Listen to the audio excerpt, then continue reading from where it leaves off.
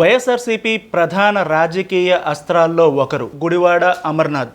మంత్రిగానే కాదు, ఆయన ఒక రాజకీయ లెగసీని విశాఖపట్నంలోనూ ఉత్తరాంధ్రలోనూ కొనసాగించారు. ఆయన తండ్రి ఉత్తరాంధ్రలో ఉన్నటువంటి ఒకప్పటి కాంగ్రెస్ నేతల్లో చాలా కీలకమైనటువంటి నేత. ఈసారి అమర్నాథ్ తన సొంత ప్రాంతం ఉన్నటువంటి గాజువాక నియోజకవర్గం నుంచి పోటీ చేస్తున్నారు. గాజువాక నుంచి మరోసారి గెలుపు కోసం ప్రయత్నం చేస్తున్నటువంటి అమర్నాథ్ తోటి మనం ఒకసారి మాట్లాడదాం. నమస్తే సార్. నమస్తే. ఎలక్షన్కి ముందున్నటువంటి పరిస్థితి ఏంటంటే జగన్మోహన్ రెడ్డి గారికి అత్యంత ఆప్తుడు, అనేక సందర్భాల్లో చాలా క్లోజ్నెస్, చాలా సందర్భాల్లో ఎవిడెంట్ అది. అలాంటి అమర్నాథ్ గారికి మొన్నటి వరకు కూడా టికెట్పై సందిగ్ధత, ఆయనకి టికెట్ వస్తుందా రాదా, లేకపోతే ఎక్కడిస్తారు, ఎక్కడ గెలుస్తారు అనేటువంటి సందిగ్ధతల మధ్య మొత్తానికి మీ సొంత ప్రాంతంలోనే టికెట్ వచ్చింది, గాజువాక్ మీ ప్రాంతం. సో ఎందుకు ఈ యాంబిగ్విటీ నడిచింది? ఒకటి నేను చాలా సందర్భాల్లో చెప్పాను. జనవరి 2వ తారీఖున అనకాపల్లికి కొత్త ఇన్ఛార్జిని ప్రకటించినప్పుడు మీ సహచరులు చాలామంది నన్ను అడగడం జరిగింది. మీడియా ముఖంగా కూడా చాలా సందర్భాల్లో చెప్పాను. జగన్మోహన్ రెడ్డి గారు తీసుకునేటువంటి ఏ నిర్ణయానికన్నా, లేదా జగన్మోహన్ రెడ్డి గారు అమర్కి ఏ పని అప్పచెప్తే ఆ పని చేయడానికన్నా, రేపు మళ్ళీ జగన్మోహన్ రెడ్డి గారిని రాష్ట్రంలో రెండోసారి ముఖ్యమంత్రిగా చేయడం అనేటువంటిది ఒక చారిత్రాత్మకమైనటువంటి అవసరం. దానికోసం అమర్ ఏ పాత్ర పోషించాలన్నా ఆ పాత్ర పోషిస్తాడనేటువంటిది నేను చెప్తూ వచ్చాను. మీరు అన్నట్టు ఒక అభిప్రాయం కొంతమందిలో, ఎక్కడిస్తారనేటువంటి అభిప్రాయం కొంతమందిలో, ఎప్పుడు ఇస్తారనేటువంటి అభిప్రాయం కొంతమందిలో, ఇవన్నీ రకాలైనటువంటి దాంట్లో చాలామంది మీ ఛానల్స్లో, చాలా ఛానల్స్లో అమర్ని యలమంచిలు పెడతారని, చోడవరం పెడతారని, గాజువాక్ పెడతారని, పెందుర్తి పెడతారని, అనకాపల్లి పార్లమెంట్ పెడతారని, సో ఈ రకరకాలైనటువంటి ఆప్షన్స్ చెప్పడం జరిగింది. వాస్తవానికి ఆ ప్రాంతాలతో నాకు ఉన్నటువంటి అటాచ్మెంట్ కానివ్వండి, లేదా మీరు ఇందాక చెప్పిన నా తండ్రి గారు చేసినటువంటి ఆ ప్రాంతానికి చేసినటువంటి ఉమ్మడి విశాఖపట్నం చేసినటువంటి సేవ కానివ్వండి, లేదా గౌరవ ముఖ్యమంత్రి జగన్మోహన్ రెడ్డి గారు నాకు ఇచ్చినటువంటి ఆ ఎలివేషన్ కానివ్వండి, వీటన్నిటి మధ్యలో ఎక్కడైనా సరే అమర్ సూట్ అవుతాడు అనేటువంటిది అందరికీ ఈ జిల్లాలో తెలిసినటువంటి విషయం. జగన్మోహన్ రెడ్డి గారు కూడా దాన్ని నమ్మారు. ఒకనొక సందర్భాల్లో వారు ఏమనుకున్నారంటే, ఇన్ని ప్రాంతాలను మీరు ప్రభావితం చేసేటువంటి అవకాశం నీకు ఉంది కాబట్టి వాస్తవంగా జిల్లాలో అన్ని నియోజకవర్గాలు గెలిపించేటువంటి బాధ్యత పెద్దలు సుబ్బారెడ్డి గారితో పాటు నువ్వు కూడా రీజనల్ కోఆర్డినేటర్గా బాధ్యతలు తీసుకొని చేస్తే బాగుంటుంది అనేటువంటి ఆలోచన కూడా ఒక సందర్భంలో వచ్చింది. మీరైతే ఎప్పుడు కూడా డిసప్పాయింట్ అవ్వలేదు? ఎందుకు నాకు టికెట్ రాదేమో అన్నంత భయం అయితే అలాంటి రాదు, వస్తుంది అనేటువంటి ఇవన్నీ సెకండరీ. మనకి ఉన్నటువంటిది ఎండ్ ఆఫ్ ద డే మళ్ళీ వైఎస్ఆర్ కాంగ్రెస్ పార్టీ అధికారంలోకి రావాలి, జగన్మోహన్ రెడ్డి గారు ముఖ్యమంత్రి అవ్వాలనేటువంటి తపంతో ఉన్నాం. సో దానికి అమర ఏ రకంగా ఉపయోగపడతాడు, గాజువాకు ఉపయోగపడతాడా, లేకపోతే పెందుర్తికి ఉపయోగపడతాడా, ఎలాగ ఉపయోగపడతాడు, ఓవరాల్గా ఉపయోగపడతాడు అనేటువంటిది ఆ నిర్ణయం నాయకుడు తీసుకుంటాడు. సో ఈ తీసుకునేటువంటి క్రమంలో మీరు అన్నట్టు లాస్ట్ 4-5 డేస్ బ్యాక్ నన్ను గాజువాక్కి అనౌన్స్ చేసినప్పుడు అప్పటికే ఒక నిర్ణయానికి జగన్మోహన్ రెడ్డి గారు వచ్చేసారు. ఎవరెవరిని ఎక్కడెక్కడ పెట్టాలనేటువంటి నిర్ణయానికి వచ్చినప్పుడు ఎంతకంటే ఆలస్యం అయ్యేటువంటి దానికి అవకాశం లేదు, ఎందుకంటే నిర్ణయం తీసుకోవాల్సినటువంటి సందర్భం కూడా లేదనుకున్నారు. ఆయన ఒక నిర్ణయం తీసుకున్నారు, దానికి కట్టుబడి ఉన్నాం. మీరు అన్నట్టు గాజువాక నేను పుట్టి పెరిగినటువంటి ప్రాంతం. గతంలో నా తాతగారు ఇదే ప్రాంతం నుంచి శాసనసభ్యుడిగా ప్రాతినిధ్యం వహించారు. నా తండ్రి గారు ఇదే ప్రాంతం నుంచి శాసనసభ్యుడిగా ప్రాతినిధ్యం వహించారు. మళ్ళీ 30 ఏళ్ళ తర్వాత మళ్ళీ నేను ఇక్కడ నుంచి పోటీ చేసేటువంటి దానికి, స్థానికంగా నేను పుట్టి పెరిగినటువంటి గాజువాక నియోజకవర్గంలో పోటీ చేసేటువంటి దానికి జగన్మోహన్ రెడ్డి గారు అవకాశం కల్పించారు. అఫ్కోర్స్ మీరు స్థానికులే కాబట్టి ఇక్కడ అందరూ కలుస్తూనే ఉండొచ్చు. మిమ్మల్ని ఎలా ఉంటుంది అనుకుంటున్నారు? గెలుపు అవకాశాలు కానీ, లేకపోతే మీకు ఈ ప్రాంతం టచ్ అలాగే పూర్తిగా గాజువాక నియోజకవర్గం మీద అవగాహన ఉన్నటువంటి వ్యక్తిని, ఏ వార్డులో ఏ నాయకత్వం ఉంది, ఎవరున్నారు, అక్కడ సామాజిక పరిస్థితులు ఏంటి, అక్కడ రాజకీయ పరిస్థితులు ఏంటి, అక్కడ సామాన్యులకు ఉండేటువంటి ఇబ్బందులు ఏంటి, ఇవన్నీ కూడా పూర్తి స్థాయి అవగాహన కలిగినటువంటి వ్యక్తిని. సో నాకు కొత్తగా ఎవరిని పరిచయం చేసుకోవాల్సినటువంటి అవసరం కానీ, లేదా ఈ ప్రాంతంలో ఈ పలానా ఊర్లో ఎవరు ఉంటారు, ఎవరు పెద్దలు ఎవరు, లేకపోతే గ్రామస్తులు ఎవరు, సామాజిక వర్గానికి చెందినటువంటి ప్రజలు ఉంటారు, అక్కడ ఉన్నటువంటి సమస్యలు ఏంటి, ఇవన్నీ కూడా పూర్తిగా అవగాహన కలిగినటువంటి వ్యక్తిని. ఈ ప్రతి గ్రామంలో ప్రతి ప్రాంతంలో అందరినీ పేరు పెట్టి పిలిచేటువంటి అవకాశం కూడా నాకు వచ్చింది. ఎందుకంటే గడిచినటువంటి సందర్భంలో 5 సంవత్సరాలు శాసనసభ్యుడిగా, మంత్రిగా కానివ్వండి, దానికి ముందు 5 సంవత్సరాలు నేను జిల్లా పార్టీ అధ్యక్షుడిగా కానివ్వండి, దానికి ముందు స్థానికంగా ఇదే గాజువాక నియోజకవర్గంలో ఒక డివిజన్కి కార్పొరేటర్గా పనిచేసినటువంటి అవకాశం కానీ ఇవన్నీ ఉన్నాయి కాబట్టి బహుశా ఇదేమీ నేను కొత్తగా చూసేటువంటి పరిస్థితి ఉండదు. Overwhelming response. సరే, కొత్త రాజధానిలో కొత్త మంత్రిగా మీరు ప్రమాణ స్వీకారం చేయబోతున్నారు మళ్ళీ మీ సీఎం గారు చెప్పినట్లుగా. ఆయన ప్రమాణ స్వీకారం విశాఖపట్నం నుంచి చేస్తారనేటువంటి ప్రకటన వారు చేశారు. ఆయన అది జరగాలి, జరిగి తీరాలి. జూన్ 4వ తారీఖు వచ్చేటువంటి ఫలితాల కోసం అందరం కూడా ఎదురు చూస్తున్నాం. సో డెఫినెట్గా మళ్ళీ ఓవర్వెల్మింగ్ మెజారిటీలతో డెఫినెట్గా వైఎస్ఆర్ కాంగ్రెస్ పార్టీ అధికారంలోకి వస్తుందని చెప్పి కూడా ఆశిస్తున్నాం. మీ ప్రత్యర్థి ఇక్కడ ఆయన మీరు ఫేస్ చేయలేదు ఈ మధ్యకాలంలో ఎప్పుడు కూడా. మామూలుగా టీడీపీలో చాలా స్ట్రాంగ్ క్యాండిడేట్ అని చెప్తారు పల్లా శ్రీనివాస్. సో పోటీ ఎలా ఉండబోతుంది అనుకుంటున్నారు? ఎందుకంటే చాలా సందర్భాల్లో వాళ్ళకి కన్సిడరబుల్ ఓట్లు వచ్చాయి ఇక్కడ. అంత ఈజీ పోటీ అయితే కాదు. ఎలా ఉండబోతుంది అనుకుంటున్నారు? గతంలో మేము అడిగినప్పుడు మేము మొదటిసారి అవకాశం తీసుకున్నాం. సో మొదటిసారి అవకాశం తీసుకున్నప్పుడు మేము ఏం చేస్తాం అనేటువంటిది ప్రజల నుంచి ఎక్స్పెక్టేషన్ ఉంటుంది. సో మేము ఆ ప్రజలకి చెప్పినటువంటి ప్రతి విషయాన్ని మేము నెరవేర్చాం. ఈరోజు దాదాపు 25 నుంచి 30,000 మందికి ఇళ్ల పట్టాలు ఒక గాజువాక నియోజకవర్గంలో ఇచ్చాం. దాదాపు 2,15,000 మంది బెనిఫిషరీస్ గాజువాక నియోజకవర్గంలో వివిధ పథకాల ద్వారా లబ్ధి పొందినటువంటి వారు ఈ ప్రాంతంలో ఉన్నారు. ఈరోజు గాజువాకలో మీరు ఎక్కడికి వెళ్ళినా ఏ ప్రాంతానికి వెళ్ళినా ఇన్ఫ్రాస్ట్రక్చర్ అనేటువంటిది గతంలో 5 సంవత్సరాల్లో మేము చేసినటువంటి అభివృద్ధి ప్రతి గ్రామంలో, ప్రతి వార్డులో, ప్రతి ఏరియాలో కూడా కనబడతా ఉంది. సో అవకాశం వచ్చినంత వరకు నేను రాజకీయాల్లోకి వచ్చాను. రాజకీయాల్లోకి వచ్చినటువంటి దానికి గుడివాడ గురునాథరావు గారి కొడుగ్గా నాకు ఎంట్రీ దొరికింది. సో ఎంట్రీ దొరికిన తర్వాత నువ్వు ప్రూవ్ చేసుకున్నావా లేదా అనేటువంటి దానికి డెఫినెట్గా ప్రజలు దాన్ని బేరీజ్ తీసుకుంటారు. సో అలాగే మొన్న జగన్మోహన్ రెడ్డి గారికి రాష్ట్రంలో ప్రజలు అవకాశం ఇచ్చారు. అలాగే గాజువాక నియోజకవర్గంలో కూడా ప్రజలు వైఎస్ఆర్ కాంగ్రెస్ పార్టీకి పట్టం కట్టారు. దానికి అనుగుణంగా స్థానిక శాసనసభ్యులు కానీ, లేదా ఈ పార్టీ నేను మంత్రిగా కానివ్వండి, లేకపోతే ఈ ప్రాంతంలో ఉన్నటువంటి పార్టీ నాయకత్వం కానివ్వండి, ఇక్కడ చేయాల్సినటువంటి అన్ని కార్యక్రమాలు చేసాం. చెప్పినటువంటి మాట నిలబెట్టుకున్నాం. సో గతంలో వచ్చినటువంటి నెంబర్స్ కన్నా మంచి నెంబర్స్తో పోటీలో ఎవరన్నా ఉండొచ్చు. సో ఎంత పెద్ద నాయకుడన్నా ఉండొచ్చు, ఎవరన్నా ఉండొచ్చు. మేము గతంలో 2019లో కూడా మరో పార్టీ పెద్దలను అందరినీ కూడా ఎదుర్కొనేటువంటి కార్యక్రమం చేశాం కదా. సో డెఫినెట్గా మంచి ఫలితాలు వస్తాయని చెప్పి కూడా ఆశిస్తా ఉన్నాం. అంత ఆలస్యం ఎందుకు జరిగింది అనేది మీ అభిమానులు కూడా కొంత బాధపడిన మాట వాస్తవం. ఎప్పుడు మీరు ఇందాక ఒక మాట అన్నారు, జగన్మోహన్ రెడ్డి గారికి చాలా ఇంటిమేట్గా ఉంటాం, చాలా దగ్గరగా ఉంటాం. ఫీలింగే కాదు, అది వాస్తవం. అది అందరికీ తెలిసినటువంటిది. సో ఎవరికి కూడా దగ్గరగా ఉన్నటువంటి వారికి ఎవరికీ ఆ డౌట్ లేదు. నేను కంటెస్ట్ చేయనని కానీ, లేకపోతే నాకు సీట్ ఎవరనేటువంటి డౌట్ ఏ ఒక్కరికి లేదు. రెండోది, నేను ఇంకా మెంటల్గా ప్రిపేర్ అయ్యా. ఎందుకంటే సార్ని గెలిపించాల్సినటువంటి బాధ్యత మనం తీసుకోవాలి, మనం బాధ్యత పడాలనేటువంటిది నేను మెంటల్గా ఫిక్స్ అయ్యాను. కానీ మీరు అన్నట్టు కేడర్లో ఏ రకమైనటువంటి కన్ఫ్యూజన్ లేదు. ఎక్కడ ఇస్తారనేటువంటి దాని మీద కేడర్లో కన్ఫ్యూజన్ ఉంది. కానీ మీరు చెప్పినటువంటి కన్ఫ్యూజన్ అయితే ఎక్కడ కూడా. మీరు అనకాపల్లి మీటింగ్లో ఎందుకు అంత భావోద్వేగానికి గురవాల్సి వచ్చింది? కొంచెం లాస్ట్ మీటింగ్లో జగన్మోహన్ రెడ్డి గారు వచ్చినప్పుడు భావోద్వేగానికి ఏం లోన్ అవ్వలేదు. నేను సార్కి ఏం చెప్పాలో చెప్పాను. అది నేను ఇంటర్నల్గా చెప్పినటువంటి దానికన్నా ప్రజల సాక్షిగా ఒక 50-60 వేల మంది జనం ఉన్నారు. వారందరి సమక్షంలో నేను ఏం చేయదలుచుకున్నానో, నా పార్టీ కోసం ఏం సాక్రిఫైస్ చేద్దాం అనుకున్నాను అటువంటిది నేను ఆయన ముందే చెప్పాను. సో అందులో ఏ రకమైనటువంటి అదర్ ఎమోషనల్ ఫీలింగ్స్ లేవు. ఓన్లీ పార్టీని గెలిపించుకోవాలి, పార్టీని అధికారంలోకి తీసుకురావాలి, మళ్ళీ జగన్మోహన్ రెడ్డి గారిని రెండోసారి ముఖ్యమంత్రిగా చూడాలనేటువంటి ఒకే ఒక తపంతో నా తాలూకా వాదనని చెప్పాను తప్ప అందులో ఏ రకమైనటువంటి అదర్ మా థాట్ ప్రాసెస్లో ఎక్కడ కూడా జరగదు. అనకాపల్లి సీటు మార్పు విషయంపై మీకున్నటువంటి సమాచారం ఏంటి, లేకపోతే మీకున్నటువంటి అవగాహన ఏంటి? ఎందుకు మార్చారు మిమ్మల్ని అనేది దాని మీద ప్యూర్గా డిస్కషన్స్ జరిగినాయి. మా ముఖ్యమంత్రి గారితో మాట్లాడుకోవడం జరిగింది. సామాజిక సమీకరణలో ఒక బీసీని మనం అక్కడ పెట్టాలనేటువంటి ఆలోచన జగన్మోహన్ రెడ్డి గారు. తూర్పు కాపులు ఎక్కువ ఉన్నటువంటి నియోజకవర్గం. సో మనం కూడా తూర్పు కాపుని అక్కడ పెడితే బాగుంటుంది అన్నటువంటిది జగన్మోహన్ రెడ్డి గారు ఒక ఆలోచనకు వచ్చారు.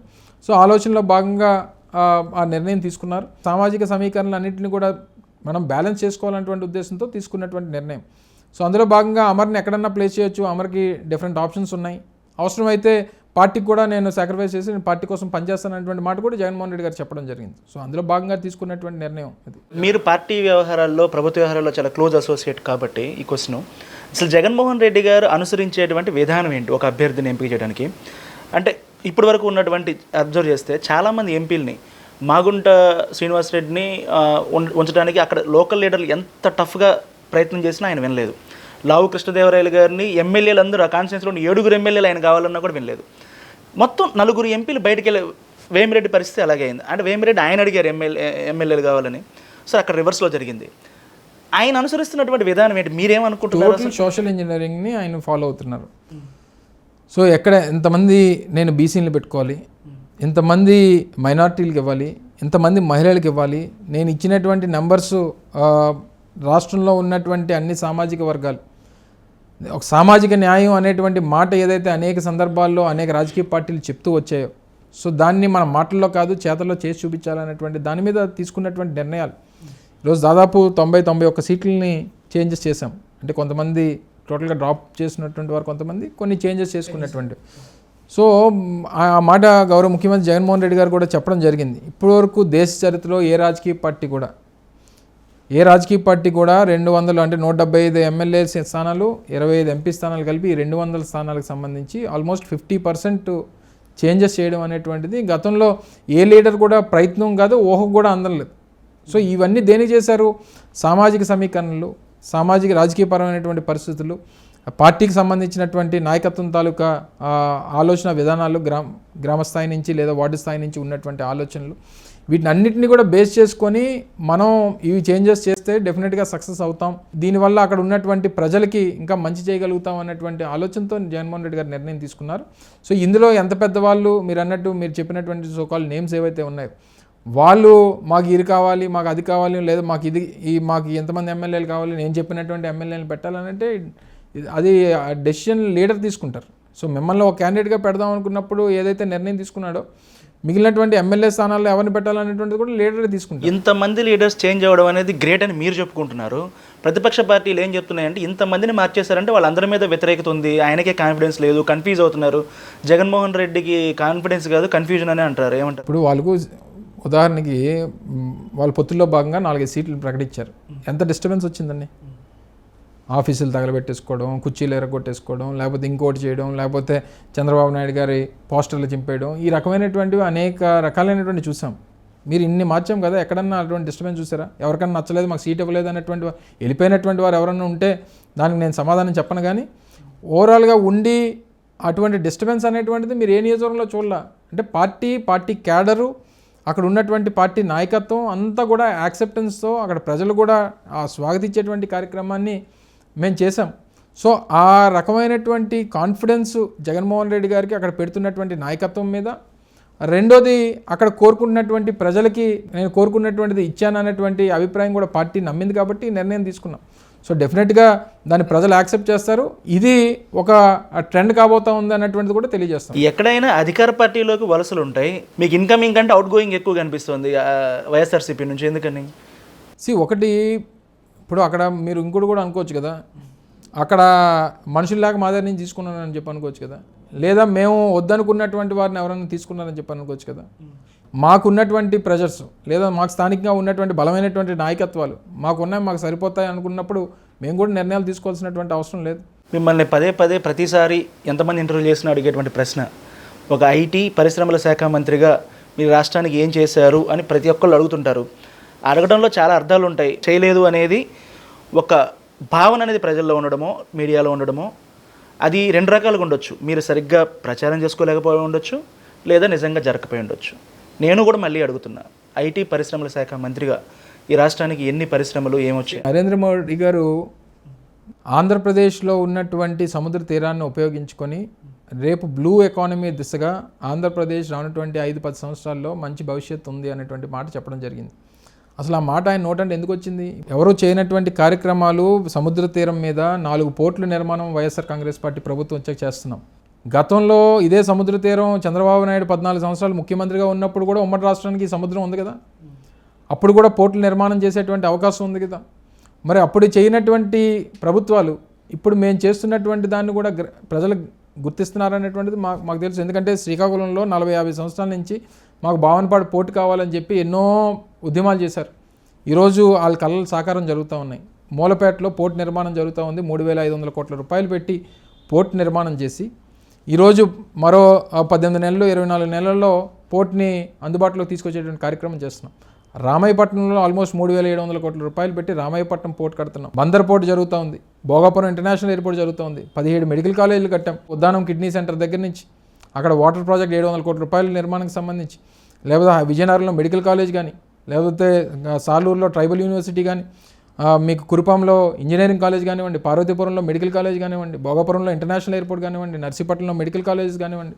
సో ఇలా చెప్పుకుంటూ పోతే పైనుంచి అది కాకుండా 3 ఇండస్ట్రియల్ కారిడార్లను డెవలప్ చేసి విశాఖపట్నం చెన్నై ఇండస్ట్రియల్ కారిడార్ కానీ, చెన్నై బెంగళూరు ఇండస్ట్రియల్ కారిడార్ కానీ, లేదా బెంగళూరు హైదరాబాద్ మీద ఓర్వకల్లో 8,000 ఎకరాలు సేకరించి అదొక రానున్నటువంటి కాలంలో ఒక మెగా ఇండస్ట్రియల్ హబ్గా దాన్ని తీర్చిదిద్దేటువంటి ఓరకల్ది పాతదే కదా సార్, ఓరకల్ అన్నీ అలాగే భోగాపురం కూడా మాదే అంటారు వాళ్ళు, ఈ పోర్టు కూడా మాదే అంటారు. ఎప్పటి నుంచో పోర్టు అడుగుతున్నా, పోర్ట్లు డిపిఆర్ వరకే స్టార్ట్ చేయలేదు, డిపిఆర్ వరకే పాతగా కూడా డిపిఆర్ ఓర్వకల్లు వాళ్ళు ఏదన్నా చేసుంటే ఒక 5-10% ఎక్విజిషన్ నోటిఫికేషన్ ఇచ్చి ఉంటారు తప్ప ఏది కూడా వాళ్ళ టైంలో గ్రౌండింగ్ అయింది కానీ ల్యాండింగ్ అయింది. సోలార్ పార్క్స్ వచ్చినాయి కదా, పాతవే కదా సోలార్ పార్క్లు ఎప్పటి నుంచో ఉన్నాయండి, ఇప్పటి నుంచి కానీ నేను సోలార్ పార్క్ గురించి చెప్పట్లా, నేను చెప్పేటువంటిది ఇండస్ట్రియల్ పార్క్స్ గురించి చెప్తున్నా. ఈరోజు కొప్పర్తిలో mega industrial hub, Jagananna mega industrial hub ఏదైతే ఉందో అక్కడ ఇప్పుడు వస్తున్నటువంటి ఎలక్ట్రానిక్ మ్యానుఫ్యాక్చరింగ్ క్లస్టర్లో వస్తున్నటువంటి యూనిట్స్ కానీ, లేదా టీసీఎల్, డిక్సన్, ఫాక్స్లింక్స్ లాంటి అనేక సంస్థలు తిరుపతిలో కానివ్వండి.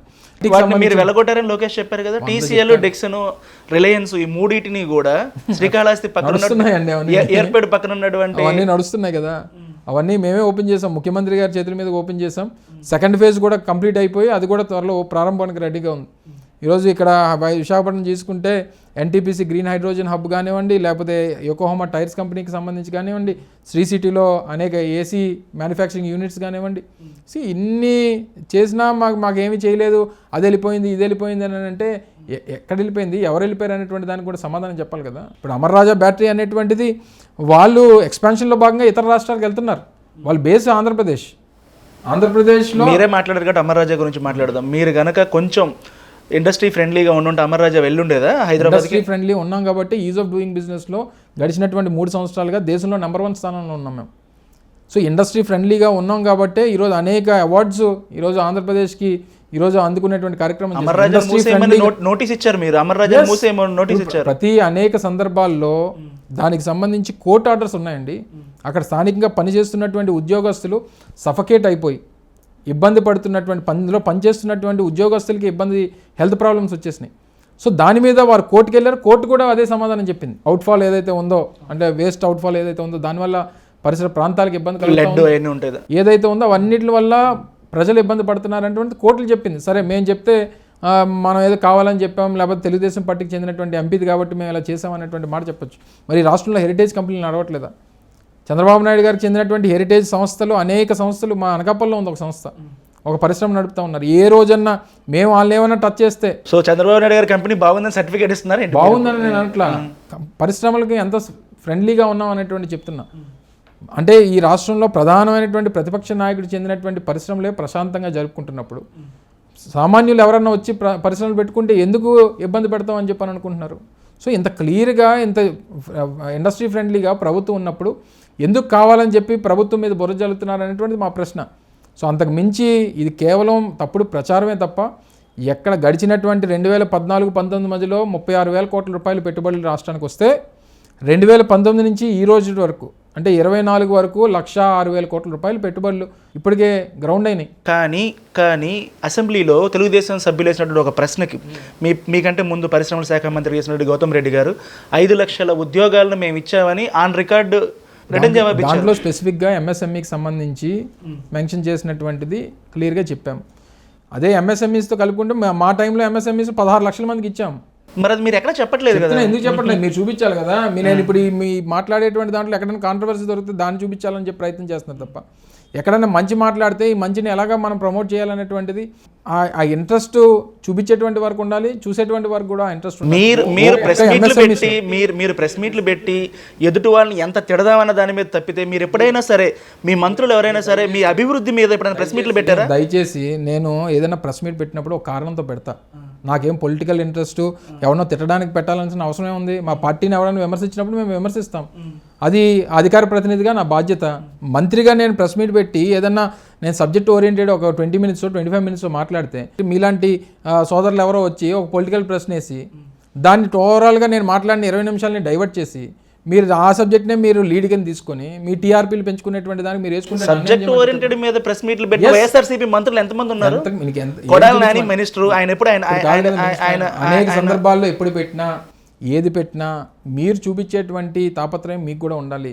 మంచి జరుగుతుంది అనేటువంటిది ప్రజలు చెప్పేటటువంటి బాధ్యత మీకు ఉండాలి. మీరు అవి చూపిస్తే మీకు సంబంధించినటువంటి టీవీలకో లేకపోతే మీ ఛానల్స్కో మీకు మీ టీఆర్పీలు రావని చెప్పి 16 లక్షల జాబ్లు ఇవ్వడం చాలా పెద్ద విషయం. ఇప్పుడు మీరు ఆన్ రికార్డ్ కన్ఫర్మ్ చేస్తున్నారు కాబట్టి ఇప్పుడు ఈ ప్రభుత్వం ద్వారా 16 లక్షల ఉద్యోగాలు అనేటువంటి ఓన్లీ ఎంఎస్ఎంఈ సెక్టర్. అది కాకుండా మరో 1,00,000 ఉద్యోగాలు లార్జ్ అండ్ మెగా యూనిట్స్లో ఇచ్చాం.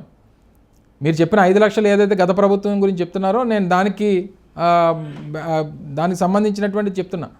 16 లక్షల ఉద్యోగాలు అనేటువంటివి ఎంఎస్ఎంఈ సెక్టర్లో స్వయం ఉపాధి పొందినటువంటి వారు, చిన్న మధ్యతరగతి కుటీర పరిశ్రమలు ఏవైతే స్థాపించారో వాటికి సంబంధించినటువంటి వారు. ఇది on record government of India records ప్రకారం 2.5 లక్షల ఎంఎస్ఎంఈలు ఈ రాష్ట్ర ప్రభుత్వం 2019 నుంచి 24 మధ్యలో రిజిస్టర్ అయ్యి స్థాపించినటువంటి ద్వారా 16 లక్షల మంది ఉపాధి పొందారు. అది on record government of India records అవి. సో ఇది నేను కొత్తగా చెప్పుకోవాల్సినటువంటి పని లేదు. సో ఇవన్నీ కూడా ఆన్ రికార్డ్ ఉన్నటువంటివే. ఏదన్నా సరే ఉన్నదే చెప్తాం తప్ప లేకుండా మేము చెప్పుకోవాల్సిన అవసరం కూడా లేదు. ఒక ఇబ్బందికరమైన ప్రశ్న, ఇది తప్పదు ప్రతిసారి జరిగేదే. మీరు మాట్లాడే విధానం నాకు తెలుసు స్పష్టంగా. మిగతా మీ పార్టీలో కొంతమంది ఆవేశంగా మాట్లాడుకుంటే మీరు చాలా సౌమ్యంగానే మాట్లాడతారు. ఆ సందర్భంలో లాస్ట్ టైం మీరు మాట్లాడిన ఒక సామెతను ఉదాహరించి మీరు చెప్పింది, కోడిగుడ్డు పొదిగితే పొదగలు అనేది బాగా ట్రోల్ అయింది కదా. దాని మీద ఏమనుకుంటారు అసలు, ఎందుకు ఇలా జరిగింది? ఒక సందర్భంలో నేను ఒక ఈవెంట్కి వెళ్ళినప్పుడు అక్కడ ఫార్ములా ఈ రేసింగ్ అవుతుంది. సహజంగా మనం ఇతర ప్రాంతాలకు వెళ్ళినప్పుడు విజిట్ చేస్తుంటాం. అడిగినప్పుడు ఇక్కడ ఉంది కాబట్టి మీ దగ్గర ఎప్పుడు చేస్తారని అంటే, ఇప్పుడు కొన్ని సిటీస్ ఉంటాయి ఆల్రెడీ అర్బనైజ్ అయిపోయి బాగా డెవలప్ అయిపోయి ఫాస్ట్ మెట్రోస్తోని కంపీట్ అయ్యేటువంటి సిటీస్ ఉంటాయి. ఇప్పుడు నేను ఏదో కబడ్డీ పోటీలకు వెళ్ళి నేను వచ్చే సంవత్సరం ఒలింపిక్స్ నేను మన రాష్ట్రంలో చేస్తానని చెప్తే ఎంత అసహ్యంగా ఉంటుందండి. అలా చెప్పినటువంటి నాయకులు కూడా ఉన్నారుగా. నేను అలా చెప్తే అది దాన్ని ఎంత రకంగా ఏ రకంగా ఉంటుంది? ఫార్ములా ఈ రేసింగ్కి వెళ్ళి వచ్చే సంవత్సరం విశాఖపట్నంలో ఇది కూడా ఇది పెడతానన్నాను అనుకో, అబద్ధం చెప్పినాను అవుతా. నేను ప్రభుత్వం ద్వారా రిప్రజెంట్ చేస్తున్నటువంటి వ్యక్తిగా రాష్ట్రంలో ఉన్నటువంటి పరిస్థితుల్ని మనకి ఇంకా అలాంటివి చేయడానికి ఎంత సమయం పడుతుంది అనేటువంటి దానికి it take time. Hyderabad was part of Andhra Pradesh. అందరం కలిసి నిర్మించుకున్నటువంటి హైదరాబాద్ నగరంలో జరిగింది కాబట్టి నేను వెళ్ళా. ఎందుకంటే అది కూడా మన ప్రాంతం, మన తెలుగువారిది, మన భాషా ప్రయుక్త రాష్ట్రాలు ఏవైతే ఉన్నాయో వాటిలో అటువంటి రాష్ట్రం మనది, మనం కలిసి నిర్మించుకున్నటువంటి రాష్ట్రం అనేటువంటి ఉద్దేశంతో మనం ఆ ఇంట్రెస్ట్ అవుట్ ఆఫ్ ఇంట్రెస్ట్ అది వెళ్తాం. సో జరిగినటువంటి క్రమంలో ఏదన్నా ప్రతిదానికి నిమిషాల మీద జరిగిపోయేటువంటిది కాదు. ఇప్పుడు ఒక విత్తనం వేస్తే రేపే చెట్టు అయిపోవాలంటే ఎలాగా? సమయం పడుతుందా? విత్తనం వేసిన తర్వాత మొక్క అవ్వాలి, మొక్క తర్వాత చెట్టు అవ్వాలి. సో అది చెప్పుంటే తప్పు కాకపోతుంది కదా. సో డిఫరెంట్ ఆస్పెక్ట్స్ అందులో మనం పొలిటికల్, మీరు అన్నట్టు మనం కొంచెం అగ్రెసివ్గా పొలిటికల్ పార్టీస్ మీద లీడర్స్ మీద ఉన్నప్పుడు సహజంగా మనల్ని టార్గెట్ చేసేటువంటి దానికి ఏదో రకంగా వాడతారు. మనం ముఖ్యమంత్రిగా రేవంత్ రెడ్డి గారు ప్రమాణ స్వీకారం చేసే ముందు ఏదో ఒక ఇంటర్వ్యూలో నేను గుంపు మేస్త్రీలని ఉద్యోగమే కదా ఇదేముంటుంది అని అన్నాడు ముఖ్యమంత్రి. ఇప్పటికీ అదే పట్టుకున్నారు కదా. మీ ఫ్యామిలీ మెంబర్స్ హర్ట్ అవుతారు? 100% హర్ట్ అవ్వడం కాదు, వాళ్ళకి నేను మోటివేట్ చేశాను. మీ వైఫ్ కానీ మీ మదర్ కానీ? మదరు, వైఫ్, మా సిస్టరు, లేకపోతే మా కజిన్స్ అందరినీ కూడా ఇందులో తీసుకొని వచ్చి రకరకాలుగా ఇబ్బంది పెట్టారు. మీకు పవన్ కళ్యాణ్ మీద ఎందుకంత ప్రత్యేకమైనటువంటి లవ్? నాకు లవ్ ఇదివరకు ఉండేది. తర్వాత కూడా అవుట్ ఆఫ్ పొలిటికల్ ఇష్యూసే తప్ప వ్యక్తిగతంగా నాకు ఆయనతో ఏముంటుంది చెప్పండి. వ్యక్తిగతంగా నేను చిరంజీవి గారికి అతిపెద్ద అభిమానిని, ఆ కుటుంబంకి చిరంజీవి గారికి అతిపెద్ద అభిమానిని. సో ఓన్లీ పొలిటికల్ ఆస్పెక్ట్లో మా పాలసీసు, మా విధానాలు దీని మీద మా కామెంట్స్ ఉంటాయి తప్ప వ్యక్తిగతంగా ఆయన cinema actor is one of the biggest actor. Chiranjeevi గారి మీద లవ్ మీరు చూపించారు, ఈ మధ్య డాన్స్ కూడా వేశారు, కొన్ని పాటలు చెప్తున్నా కదా. ఎప్పటి నుంచో చిరంజీవి గారు మన పుట్టిన దగ్గర నుంచి నాకు తెలిసిన దగ్గర నుంచి చిరంజీవి గారి అభిమాని. సో తర్వాత కూడా పవన్ కళ్యాణ్ గారి విషయంలో కానివ్వండి, లేకపోతే ఇంకోటి కానివ్వండి, ఏదైనా అవుట్ ఆఫ్ పొలిటికల్ ఇష్యూస్ అంత అభిమానం ఉన్న పవన్ కళ్యాణ్ కూడా మీరు పవన్ కళ్యాణ్ నాతో ఫోటో దిగాడని ట్రోల్ చేయడం అంటే ఎలా వచ్చింది? అదే ఇందాక మీరు చెప్పినట్టు ఒకనొక సందర్భంలో నా ఫ్యామిలీని ఇష్టం వచ్చినట్టు ట్రోల్ చేశారు. సో ట్రోల్ చేసినప్పుడు మనం అన్నప్పుడు మరి వాళ్ళని ఎరకిచ్చాలో లేకపోతే ఇంకోటో అని చెప్పి ఉద్దేశంతో అన్నటువంటి మాటలు అని చెప్పి చాలా సందర్భాలు చెప్పాను. అవన్నీ ఇప్పుడు జరిగిపోయినవి. చంద్రబాబు మీద అయితే కొడాలి నాని, పవన్ కళ్యాణ్ మీద పేరు నాని, మీరు అంటే వైఎస్ఆర్సీపీ కేవలం క్యాస్ట్ లీడర్స్నే ప్రయోగిస్తుంది. అలాగే ఉందండి. ఇప్పుడు చంద్రబాబు నాయుడు గారిని కూడా మా నాయకుడిని మమ్మల్ని ఏదైనా విమర్శించినప్పుడు మేము కూడా మాట్లాడుతుంటాం. చంద్రబాబు నాయుడు గారి మీద మాట్లాడుతుంటాం, లోకేష్ గారి మీద మాట్లాడుతుంటాం, లేకపోతే భారతీయ జనతా పార్టీ మీద మాట్లాడతాం, లేకపోతే సిపిఐ మీద మాట్లాడతాం, సిపిఎం మీద కూడా మాట్లాడతాం. సో స్పెసిఫిక్గా మేము ఎవరన్నా మా లీడర్స్ మాట్లాడినప్పుడు అవతల వారు మా కమ్యూనిటీ అయినప్పుడు కావాలని చెప్పి వీళ్ళు పెట్టారనేటువంటి అనుకోవడం తప్పు. మంత్రులందరికీ ఒక రింగ్ మాస్టర్ ఉన్నారు, ఆయన దగ్గర నుంచి వచ్చిన స్క్రిప్ట్ ప్రకారమే మంత్రులు మాట్లాడతారు, మంత్రులు అనే వాళ్ళకి అసలు ఇండివిజువాలిటీ అనే లేదు అనే దానికి ఏంటి సమాధానం? అలాంటిది ఎవరా మంత్రి ఎందుకని నాకు తెలియదు మరి. అంటే అలా ఎవరన్నా ఏదన్నా తప్పుడు ప్రచారం చేస్తే చెయ్యాలి తప్ప ఎవరో సజ్జల రామకృష్ణారెడ్డి గారు ఇచ్చిన స్క్రిప్ట్నే అందరూ మాట్లాడతారు, మంత్రులందరూ ఆయన మాట్లాడాల్సింది ఆయన మాట్లాడతారు, మేము మాట్లాడాల్సిన లైన్ పాలసీ అనేటువంటిది ఏదైనా ఒక ఇష్యూ వచ్చినప్పుడు ఆ ఇష్యూ మీద స్టాండ్ ఏంటనేటువంటిది పార్టీలో డిస్కస్ చేసుకుంటాం. డిస్కస్ చేసుకొని మన పార్టీ పాలసీ ప్రకారం మన పార్టీ ఎజెండా ప్రకారం మేము ఒక స్టాండ్ తీసుకుంటాం తప్ప ఎవరో చెప్పింది చూసి చదవాల్సినటువంటి అవసరం ఎవరికి లేదు. అంత పిల్లలు కానీ లేదా చిన్నపిల్లలు కానీ లేకపోతే ఎవరు చెప్తే తప్ప మాట్లాడినటువంటి వారు ఎవరు లేరు. పవన్ కళ్యాణ్ అసెంబ్లీ గేటు కూడా దాటనీయం అని అనేక సందర్భాల్లో వైఎస్ఆర్సీపీ చెప్పింది. ఈసారి అయితే ఆయన అసెంబ్లీ గేట్ని నెట్టుకొని లోపలికి వెళ్ళే పరిస్థితి కనిపిస్తోంది, కనీసం కొంతమంది ఎమ్మెల్యేలతోటి. అధికార పక్షంలో ఉండి రిసీవ్ చేసుకుంటారో ప్రతిపక్షంలో రిసీవ్ చేసుకుంటారో ఏదన్నా ఎండ్ ఆఫ్ ద డే మీరు నేను కాదు కదండి డిసైడ్ చేసేది, ప్రజలు డిసైడ్ చేస్తారు. ప్రజాస్వామ్యం ఇది, ప్రజలు డిసైడ్ చేసి వాళ్ళు ఏ నిర్ణయం తీసుకుంటే దానికి అందరం కట్టుబడి ఉండాల్సినటువంటిది కదా. అది మేము అధికార పక్షంలో ఉంటాం అనేటువంటిది ప్రజలు చెప్తున్నటువంటి మాట. సో దాని ప్రకారం జరుగుతుంది. మాకు కూడా ఒక మంచి ప్రతిపక్షం ఉండాలనేటువంటిది కూడా మేము కూడా ఆశిస్తున్నాం. అటువంటి దాంట్లో అందరూ ఉండాలి, అందరూ ఉంటేనే డెమోక్రసీ. 2024లో ఆయన మీరు అసెంబ్లీలో కొలీగ్స్ అయితే ఇప్పటిదాకా మామూలుగా స్క్రీన్ మీద మాట్లాడుకునేవాళ్ళు, నేరుగా ఎలా పలకరించుకుంటారు? ఇంతకుముందు రాజకీయాల్లోకి వచ్చాక కలిసారు ఆయన్ని, పలకరించారు ఎప్పుడన్నా? అదే ఎయిర్పోర్ట్లో కలవడానండి ఆయన్ని. ఆ ఫోటో వచ్చింది కదా, ఆ ఫోటో తీసిన సందర్భంలో అందరం కూడా ఎయిర్పోర్ట్ లాంజ్లో నేను, అప్పుడు విష్ణుకుమార్ రాజు గారు బీజేపీ, పవన్ కళ్యాణ్ గారు ఆ రోజు విజయవాడ వెళ్తున్నారు, అలాగే అవంతి శ్రీనివాస్ గారు, నలుగురు అనుకోకుండా లాంజ్లో కలవడం జరిగింది. కలిసినటువంటి క్రమంలో నేను అవంతి శ్రీనివాస్ గారి కాలేజీలో చదువుకున్న స్టూడెంట్ని. సో ఆటోమేటిక్గా అక్కడ ఉండి పిలిచి ఆయన్ని ఇంట్రడ్యూస్ చేసి ఇలా కల్పించి ఫోటో తీసుకుందామని చెప్పానంటే అక్కడ తీసుకున్న సందర్భం అది. సో ఆ సందర్భంలో జరిగినటువంటి ఇన్సిడెంట్ ఆయన అదే మళ్ళీ కలవలేదు. రేపు ఎలాగ అసెంబ్లీలో ఫేస్ చేస్తారో మరి బాగానే ఎవరిని ఫేస్ చేస్తారు అనేటువంటిది ప్రజలు నిర్ణయిస్తారు. ఎండ్ ఆఫ్ ద డే అక్కడికి అసెంబ్లీలోకి వచ్చేటువంటి ప్రతి ఒక్కరూ ప్రజల కోసం, ప్రజల సమస్యల పట్ల, ఆ ప్రాంత అభివృద్ధి కోసం అందరూ కూడా రావాల్సిందే. జగన్మోహన్ రెడ్డి గారు లాస్ట్ టైం ముఖ్యమంత్రిగా ప్రమాణ స్వీకారం చేసిన తర్వాత ఆ రోజు అపోజిషన్లో ఉన్నటువంటి వెళ్ళి సెకండ్ ఇచ్చి అందరికీ చేశారు. అవన్నీ రొటీన్గా జరిగేటువంటివి ప్రాసెస్. 3 రాజధానుల విషయంలో మీరు అనుకున్న విధంగానైనా సరే, మీరు అనుకున్న కాన్సెప్ట్లో అయినా సరే మీరు ఫెయిల్యూర్ అని నేను అంటా, మీరు ఒప్పుకుంటారా? ఫెయిల్యూర్ అనే దానికంటే మేము చేస్తున్నటువంటి దానికి అడ్డంకులు సృష్టించారు, మేము చెయ్యాలన్నటువంటి దానికి అడ్డంకులు సృష్టించారు. ఒక పక్క కోవిడ్ వల్ల కొంత ఇబ్బంది జరిగింది, తర్వాత జరిగినటువంటి న్యాయపరమైనటువంటి చిక్కులు పెట్టి కావాలని చెప్పి ఆ అడ్డంకులు సృష్టించేటువంటి కార్యక్రమం చేశారు. సో ఏదేమైనప్పటికీ రేపు ఫ్యూచర్ గ్రోత్ ఇంజన్ ఆంధ్రప్రదేశ్కి విశాఖపట్నం, అందులో ఏ రకమైనటువంటి సెకండ్ థాట్ లేదు. సో ఆ రకంగానే ముందుకు తీసుకెళ్తాం. ఏదేమనుకున్నా ఎలాగనుకున్నా మేము తీసుకున్నటువంటి నిర్ణయానికి మాకు జస్టిఫికేషన్ ఉందని చెప్పి కూడా ప్రజలకు చెప్పుకుంటున్నాం. రాజధాని అనేది ఒక లాఫింగ్ స్టాక్ అయింది. నార్త్ ఇండియన్ స్టాండప్ కమెడియన్లు కూడా కామెడీ చేస్తున్నారు ఆంధ్రప్రదేశ్ రాజధాని ఏంటి అనేది. ఈ పరిస్థితి ఎందుకు వచ్చింది సార్? మీరు 3 రాజధానులు గత ప్రభుత్వాలు తీసుకున్నటువంటి నిర్ణయాల వల్ల. అప్పుడే ఒక సరైనటువంటి నిర్ణయం తీసుకుని ఉంటే, ఆ రోజే విశాఖపట్నం అని చెప్పి ఆ రోజు చంద్రబాబు నాయుడు గారు ముఖ్యమంత్రిగా ఉన్నప్పుడు ఒక నిర్ణయం తీసుకుని ఉంటే అసలు డిస్కషనే లేదు దీని మీద. మీరు మీరు బాధపడతారు. ఆ నిర్ణయం సరైందని మీ ముఖ్యమంత్రి గారు ఎండార్స్ చేశారు కదా. ఏమని చెప్పారు ఆ రోజు నిర్ణయం? అమరావతి విజయవాడ అన్నాం మేము. విజయవాడ ఏంటి అమరావతి? ఎంత దూరం విజయవాడలో విను చెప్తాను విను. విజయవాడకి సంబంధించి విజయవాడకి గుంటూరుకు మధ్యలో మంగళగిరి ఉంది. మంగళగిరి నేషనల్ హైవే మీద కొన్ని 100 ఎకరాల ప్రభుత్వ భూములు ఉన్నాయి. అప్పటికే అభివృద్ధి చెందినటువంటి విజయవాడ లేదా గుంటూరు పరిసర ప్రాంతాల్లో పెడితే కాస్త కూస్తో కొంచెం అవకాశం ఉండేది. విజయవాడ అసలు ప్లేస్ లేదండి, విజయవాడ మంగళగిరి మధ్య చెప్తున్నాను కదా, అదే చెప్తున్నాను. రేడియస్ కూడా అక్కడి నుంచి డిస్టెన్స్ కూడా చాలా తక్కువ. ఏదేమైనప్పటికీ ఇప్పుడు కూడా మేము నాట్ అగేన్స్ట్ అమరావతిని కూడా ఒక స్పెసిఫిక్గా గతంలో తీసుకున్నటువంటి నిర్ణయానికి ఆ ప్రాంత ప్రజలు నష్టం కలగకూడదు, దానికి కూడా మనం జస్టిఫై చేయాలనేటువంటి ఉద్దేశంతో ఆ స్టాండ్తో కూడా ఉన్నాం.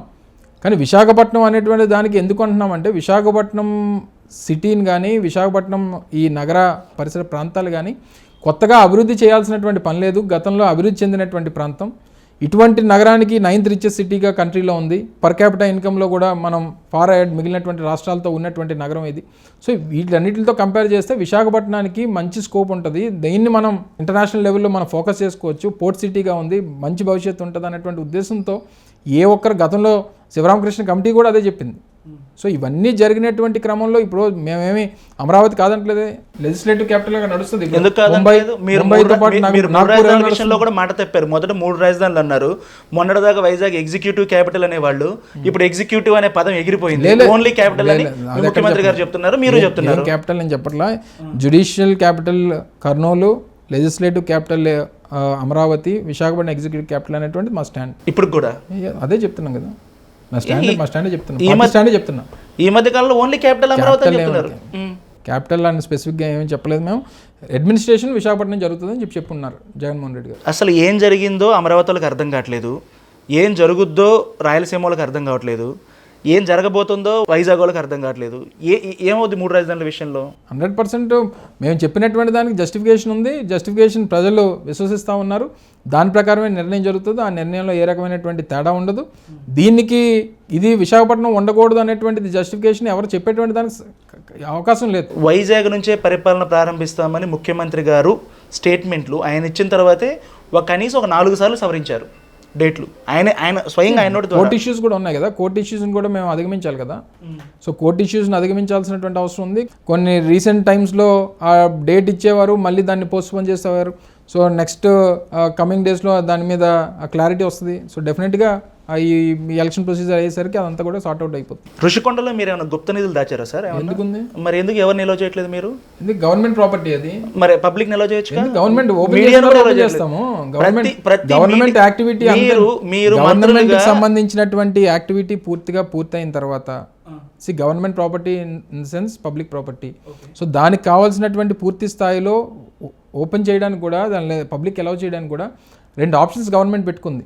Either you use it for tourism activity, లేదా గతంలో 3-man కమిటీ ఇచ్చినటువంటి రిపోర్ట్ ప్రకారం 3 సీనియర్ ఐఏఎస్ ఆఫీసర్స్ ఇచ్చినటువంటి బేస్ ప్రకారం దాన్ని సీఎం ఆఫీస్ కింద వాడాలనేటువంటిది కూడా ఒక ప్రపోజల్ ఉంది. సో ఉన్నటువంటి క్రమంలో దానికి సెక్యూరిటీ రీజన్స్ అనేక రకాలైనటువంటి కారణాలు ఉంటాయి. వన్స్ లేదు మనం టూరిజంకే వాడాలనుకున్నప్పుడు it's open for the public. మంత్రుల అధికారిక కార్యక్రమాలు వేటికైనా మీడియాని ఎలో చేసే మీరు ఆ రోజు మీరు ఎందుకు అంత లో ప్రొఫైల్? లో ప్రొఫైల్ ఏముంది, అందరూ ఓపెన్ చేసాము, మంచి రోజు ఓపెన్ చేసాం. ఇంకా కొన్ని పనులు జరగాల్సినటువంటి ఉన్నాయి, చిన్న చిన్న ఫర్నిచర్ ఇవి కానీ లైటింగ్ కానీ ఇవన్నీ అడ్జస్ట్ చేయాల్సినటువంటి అవసరం ఉంది. సో పూర్తి స్థాయిలో అంతా కంప్లీట్ అయిపోయిన తర్వాత గవర్నమెంట్ కూడా నిర్ణయం తీసుకున్న తర్వాత అందరినీ కూడా అలో చేస్తాం. అది గవర్నమెంట్ ప్రాపర్టీ కదా, ఏముంటుంది అందులో. గాజువాకలో తిప్పల నాగిరెడ్డి పవన్ కళ్యాణ్ని ఓడించినటువంటి నేత, మరి అంత స్ట్రాంగ్ నేతకి టికెట్ ఎందుకు మీరు రిజెక్ట్ చేశారు కదా? ఇందాక చాలా సామాజిక సమీకరణలు, సామాజిక పరిస్థితులు, రాజకీయ పరిణామాలు, సో అనేక రకాలైనటువంటి ఫ్యాక్టర్స్ పార్టీ నిర్ణయం తీసుకుంది. నిర్ణయంలో భాగంగా వారికి కూడా అనేక సందర్భాల్లో ముఖ్యమంత్రి గారు చెప్పడం జరిగింది, ఆయన ఫ్యూచర్ అంతా కూడా చూసుకునేటువంటి బాధ్యత నాదే అనేటువంటిది ముఖ్యమంత్రి గారు చెప్పారు. దానికి మేము స్టాండ్ అయి ఉన్నాం. దానికి ఆ ప్రకారం వారికి చేయాల్సినటువంటి న్యాయం కూడా చేస్తాం. సో రానటువంటి కాలంలో మళ్ళీ తిరిగి గాజువాకని జగన్మోహన్ రెడ్డి గారు గిఫ్ట్గా ఇచ్చేటువంటి బాధ్యత కూడా తీసుకుంటాం. సార్ 175 సాధ్యమా? 151 మా గతంలో వచ్చినటువంటి నెంబర్స్. నా ఉద్దేశంలో అంతకన్నా ఒక సీట్ ఎక్కువ రావాలనేటువంటిది నా తాపత్రయం. ప్రతిపక్షం అనేటువంటిది ప్రజాస్వామ్యంలో ఉండాలనేటువంటిది కూడా మా ఉద్దేశం. కానీ టార్గెట్స్ ఇచ్చుకున్నప్పుడు మనం దానికి ఆ నెంబర్ టార్గెట్ చేస్తే మనం అనుకున్న నెంబర్ అన్నా రీచ్ అవుతాం అనేటువంటి సహజంగా ఎవరైనా చెప్తారు. టార్గెట్ 175 అన్నాం. సో గతంలో వచ్చినటువంటి దానికన్నా ఒకటన్నా ఎక్కువ రావాలనేటువంటిది మా ఉద్దేశం. ఎందుకంటే మేము చేసినటువంటి కార్యక్రమం చెప్పినవన్నీ చేశాం కాబట్టి అది చేయాలనేటువంటిది, రావాలనేటువంటిది మా తపన. చిలకలూరుపేటలో బహిరంగ సభ జరిగింది. నరేంద్ర మోదీ గారు జగన్మోహన్ రెడ్డి గారి పైన బహుశా టీడీపీ వాళ్ళు, మిగతా పార్టీ వాళ్ళు ఊహించిన స్థాయిలో ఎక్కడ ఏం కామెంట్లు చేయలే. దీన్ని ఏ విధంగా తీసుకోవాలి?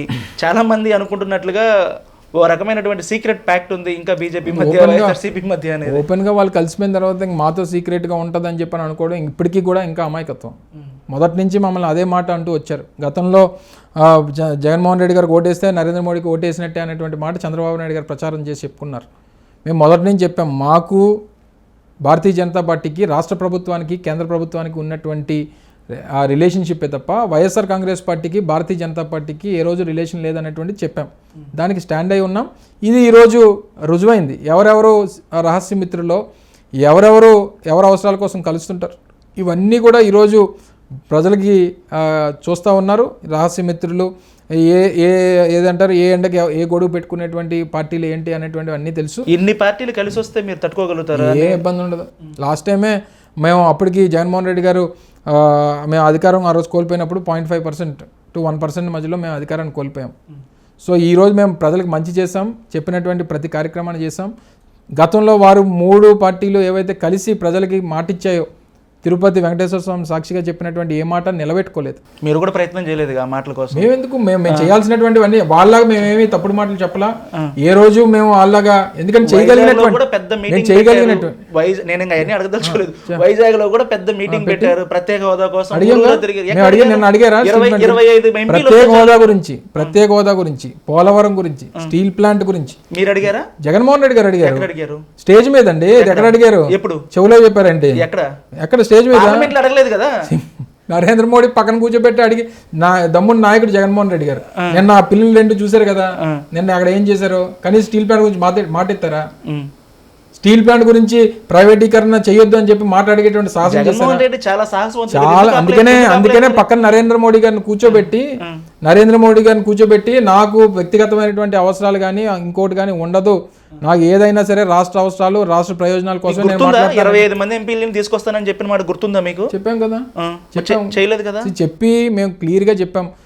పైన ఉన్నటువంటి ప్రభుత్వానికి పూర్తి స్థాయిలో మ్యాజిక్ ఫిగర్ రాకూడదు అనేటువంటిది నేను దేవుని ప్రార్థిస్తున్నా. ఎందుకంటే మన 25 మంది ఎంపీల తాలూకు అవసరం పైన ఉన్నటువంటి ప్రభుత్వానికి పడవాలి. పడితే అప్పుడు మనం ఈ కండిషన్ పెట్టి మనం వాళ్ళకి మద్దతు ఇస్తాం అనేటువంటి మాట చెప్పాం. వాళ్ళకి 302 సీట్లు. ఇప్పుడు సేమ్ క్యాసెట్ మీరు రాకూడదు, అదే కోరుకుంటాం. రేపు 25 మంది మేము గెలిచిన తర్వాత అక్కడ పూర్తి మెజారిటీ వస్తే రేపు మన మాట మనం అడుగుతారా? బిల్లులకు మద్దతు ఎందుకు ఇచ్చారు? కొన్ని స్పెసిఫిక్ బిల్స్ ప్రతిదీ కూడా అక్కడ ఉన్నటువంటి దేశ ప్రయోజనాలు, రాష్ట్ర ప్రయోజనాలు ఆలోచన చేసి తీసుకున్నటువంటి ప్రతి నిర్ణయం మేము కండిషనల్గా మేము మద్దతు ఇస్తామన్నటువంటి చెప్పాం. ఆ రకంగానే చేసాం తప్ప మాకు ఏ రకమైనటువంటి ఇంటర్నల్ పొలిటికల్ అవసరాలు కానీ ఇంకోటి కానీ మాకు వాళ్ళతో లేవు, ఉండబోవు కూడా. Thank you sir. Thank you.